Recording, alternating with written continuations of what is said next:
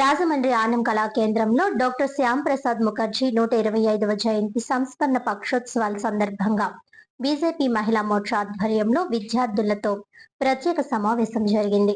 Doctor Shyam Prasad Mukherjee 125వ జయంతి సంస్మరణ పక్షోత్సవాల సందర్భంగా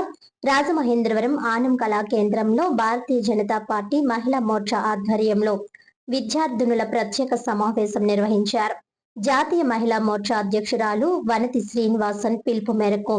రాష్ట్ర అధ్యక్షుడు పివిఎన్ మాధవ్ ఆదేశాలతో రాష్ట్ర మహిళా మోర్చా అధ్యక్షురాలు నిషితా రాజు సూచనలతో జిల్లా మహిళా మోర్చా అధ్యక్షురాలు శ్రీ విద్యా సారథ్యంలో సమావేశం జరిగింది. ఈ కార్యక్రమానికి ముఖ్య అతిథిగా మహిళా సాధికారత కమిటీ చైర్పర్సన్ పార్లమెంట్ సభ్యురాలు దగ్గుపాటి పురంధేశ్వరి హాజరై ప్రముఖ స్వాతంత్ర సమరయోధులు డాక్టర్ శ్యామ్ ప్రసాద్ ముఖర్జీ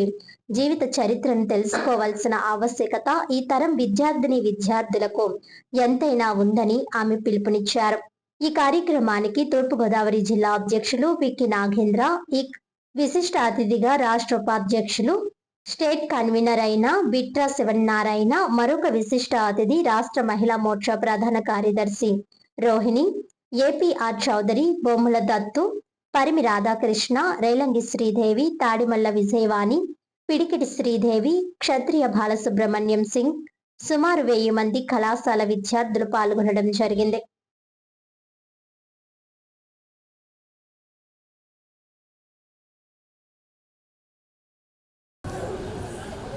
ఓకే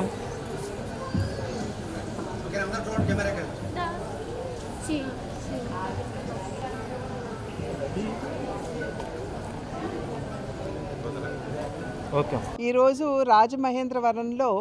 శ్యామప్రసాద్ ముఖర్జీ గారి 125వ జయంతిని పురస్కరించుకుని ఇక్కడ కార్యక్రమం నిర్వహించుకోవడం జరిగింది. సాధారణంగా భారత చరిత్ర అన్నది ఆంగ్లేయుల రాసిన ధోరణిలోనే మనం అందరం కూడా ఇప్పటి వరకు చదువుకుంటూ వచ్చాము. అయితే ఎందరో మహనీయులు భారతదేశానికి వారి సేవలను అందిస్తూ భారతదేశం కోసం బలిదానం ఇచ్చినటువంటి ఎందరో మహనీయుల్ని స్మరించుకోవాల్సినటువంటి ఆవశ్యకత ఇప్పుడు ఖచ్చితంగా ఏదైతే మనం అభివృద్ధి చెందినటువంటి వికసిత్ భారత్ లక్ష్యాన్ని మనం చేరుకోవాలని అనుకుంటున్నామో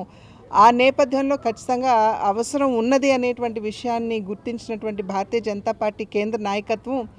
రాష్ట్ర వ్యాప్తంగా కూడా ఇటువంటి మహనీయుల యొక్క చరిత్రని భావితరాలకి తెలియజేయాలనేటువంటి ఆలోచనతోటే ఇవాళ శ్యామప్రసాద్ ముఖర్జీ గారికి సంబంధించినటువంటి వారి జీవన చరిత్ర, అదేవిధంగా వారు ఏ విధంగా భారతదేశానికి వారి సేవలను అందించారు, ఏ విషయాల్లో వారు మనకి ఈ తరం వారికి కూడా వారు మార్గదర్శకులుగా వారు నిలిచారో ఈ విషయాలన్నీ కూడా కాలేజ్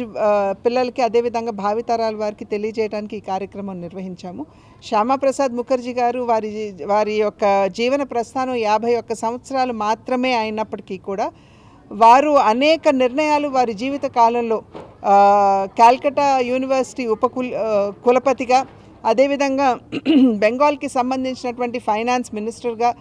భారతదేశానికి సంబంధించినటువంటి ఇండస్ట్రీస్ మినిస్టర్గా వారు తీసుకున్నటువంటి అనేక నిర్ణయాలు అప్పట్లో అంటే 1930వ సంవత్సరంకి అప్పటి నుండి వారు పరంపదించే వరకు తీసుకున్నటువంటి అనేక నిర్ణయాలు నేటికి కూడా భారతీయ జనతా పార్టీ భారతదేశానికి అవి మార్గదర్శకులుగా ఉన్నటువంటి సందర్భం. నరేంద్ర మోడీ గారు, దేశ ప్రధాని అయినటువంటి నరేంద్ర మోడీ గారు, అదేవిధంగా భారతీయ జనతా పార్టీ కార్యకర్తలందరూ కూడా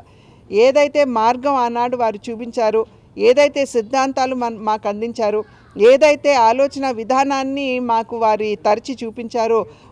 వాటన్నిటినీ కూడా కొనసాగిస్తే వాళ్ళ భారతీయ జనతా పార్టీ కార్యకర్తలందరూ వారి మాధ్యమంగా దేశ సేవకి అంకితం అవ్వటానికి వాళ్ళు సంకల్పించడం జరిగిందని చెప్పి తెలియజేస్తున్నాను.